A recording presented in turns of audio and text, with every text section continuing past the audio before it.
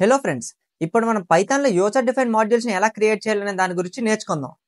మనం already last వీడియోలో built in మాడ్యూల్స్ని ఎలా ఇంపోర్ట్ చేసి యూజ్ చేయాలనే దాని గురించి నేర్చుకున్నాం. కానీ ఈ వీడియోలో మనం మన ఓన్ మాడ్యూల్స్ని క్రియేట్ చేసి వాటిని ఇంపోర్ట్ చేసి ఎలా యూజ్ చేసుకోవాలనే దాని గురించి నేర్చుకుందాం. And benefits of user defined modules. ఈ అప్రోచ్ వల్ల మనకి రీయూజబుల్ కోడ్ ఉంటుంది, అలానే ఈజీగా మనం మెయింటైన్ కూడా చేయొచ్చు. ఇప్పుడు మనం ఒక ఎగ్జాంపుల్ తీసుకుందాం. ఒక మ్యాథ్ ఆపరేషన్స్ మాడ్యూల్ని క్రియేట్ చేసి అది ఎలా వాడాలని స్టెప్ బై స్టెప్ నేర్చుకుందాం. దీన్ని మనం టోటల్గా 4 స్టెప్స్లో పెర్ఫామ్ చేద్దాం. Step 1, create a module. Step 2, define functions in the module. Step 3, import the module. Step 4, use the module.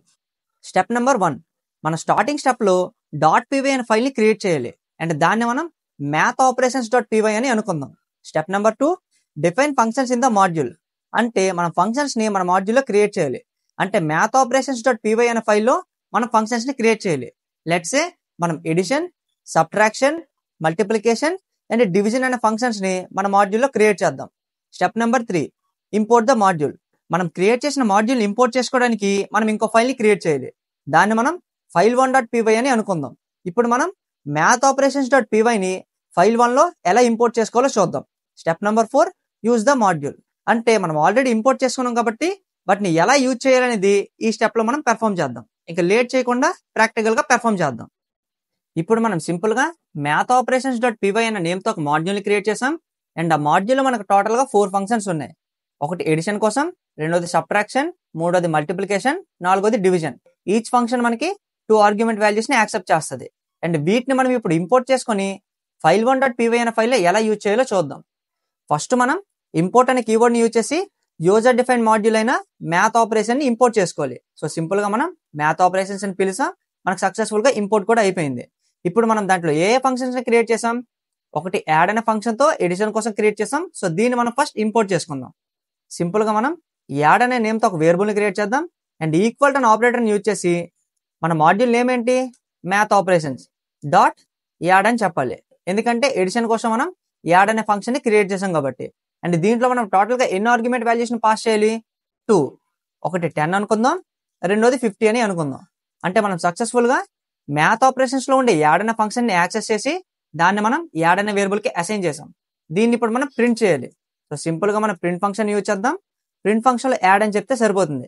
ఇది మనకి మనం పాస్ చేసిన ఆర్గ్యుమెంట్ వాల్యూస్ని ఎడిషన్ చేసి దాన్ని యాడ్లో స్టోర్ చేస్తుంది. అండ్ మనం ప్రింట్ చేస్తున్నాం కాబట్టి మనకు అవుట్పుట్లో కూడా ప్రింట్ చేస్తుంది. సో ఒకసారి రన్ చేసి చెక్ చేద్దాం. మనకు అవుట్పుట్లో 60 అని ప్రింట్ చేసింది. అండ్ మనం ఇప్పుడు యూజింగ్ అలియాస్ అలానే selective import user define modules కూడా ఎలా చేయాలో చూద్దాం. సింపుల్గా మనం మ్యాథ్ ఆపరేషన్స్ పక్కన యాజ్ అనే కీవర్డ్ యూజ్ చేసి ఎమ్ అని అనుకుందాం. అండ్ దీన్ని మనం మ్యాథ్ ఆపరేషన్స్ ప్లేస్లో ఎమ్ అని చెప్తే సరిపోతుంది. అండ్ వాల్యూస్ని కూడా చేంజ్ చేద్దాం. లైక్ 100 అని అనుకుందాం. ఒకసారి ఫైల్ని సేవ్ చేసి మళ్ళీ ఒకసారి రన్ చేద్దాం. మనకు అవుట్పుట్లో 150 అని రిటర్న్ చేసింది. అంటే మనం యూజింగ్ అలియాస్ అంటే యాజ్ కీవర్డ్ యూజ్ చేసి కూడా యూజర్ డిఫైన్ మాడ్యూల్స్ని పెర్ఫామ్ చేసాం. అలానే సెలెక్టివ్ ఇంపోర్ట్ అంటే దీంట్లో మనకి ఫ్రమ్ అలానే ఇంపోర్ట్ అనే కీవర్డ్స్ ఉంటాయి. ఫస్ట్ మనం ఫ్రమ్ కీవర్డ్ యూజ్ చేసాం. అండ్ మన మాడ్యూల్ నేమ్ ఏంటి? Math operations. అండ్ దీన్ని ఇప్పుడు మనం ఇంపోర్ట్ చేసుకోవాలనుకుంటున్నాం. అండ్ దాంట్లో ఉండే ఆపరేషన్ నేమ్స్ ఏంటి? యాడ్ ఒకటి, సింపుల్గా మనం కామా పెట్టుకొని సబ్ట్రాక్ట్ అని పిలిచాం. అలానే డివైడ్, అలానే మల్టిప్లై. అంటే సింపుల్గా మనం సెలెక్టివ్ ఇంపోర్ట్ని యూజ్ చేసి దాంట్లో ఉండే ఫంక్షన్స్ అన్నిటిని ఇంపోర్ట్ చేసాం. వీటిని యూజ్ చేసుకోవడానికి సింపుల్గా మనం బట్ నేమ్స్ని యూజ్ చేస్తే సరిపోతుంది. యాడ్ అని చెప్పాం. అండ్ దీంట్లో మళ్ళీ వాల్యూస్ని చేంజ్ చేద్దాం. లైక్ 100,500 అందాం. మళ్ళీ ఒకసారి రన్ చేసి చెక్ చేద్దాం. మనకి 600 అని రిటర్న్ చేసింది. అండ్ యాడ్ ప్లేస్లో మనం సబ్ట్రాక్ట్ అని చెప్దాం. అండ్ మళ్ళీ ఫైల్ని సేవ్ చేసి రన్ చేద్దాం. మనకి -400 అని రిటర్న్ చేసింది. అలానే సబ్ట్రాక్ట్ ప్లేస్లో మల్టిప్లై అని చెప్దాం. అండ్ రన్ చేసి చెక్ చేద్దాం. మనకి 50,000 అని రిటర్న్ చేసింది. అలానే మల్టిప్లై ప్లేస్లో